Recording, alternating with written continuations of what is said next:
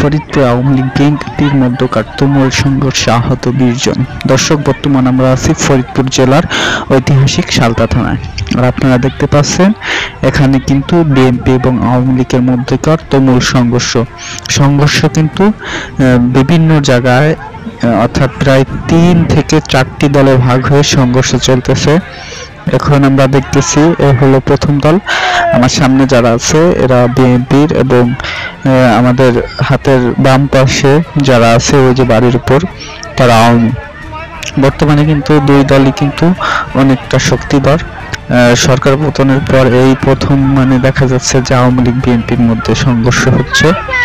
এখানে কিন্তু আওয়ামী লীগের মস্ত বড় একটা দল রয়ে গেছে, যারা কিন্তু নিজেদের মাটি, নিজেদের জমি জমা ধরে রাখার জন্য নিজেরাই লড়াই করে যাচ্ছে। দর্শক, কিছুক্ষণের মধ্যেই আমরা অপর মাঠে যাব যেখানে কিন্তু সংঘর্ষ চলতেছে।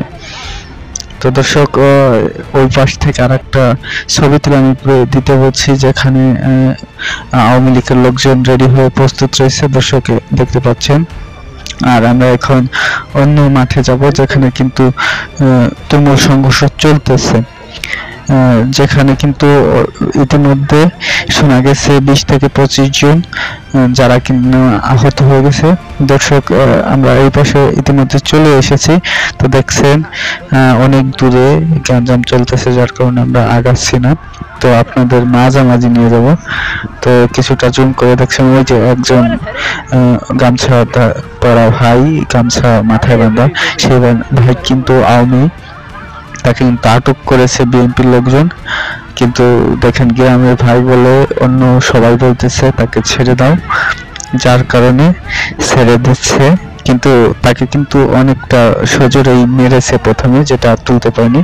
দর্শক দেখছেন, কাজের ক্ষেত্রেও কিন্তু নারীরা অনেক ভূমিকা রাখতেছে।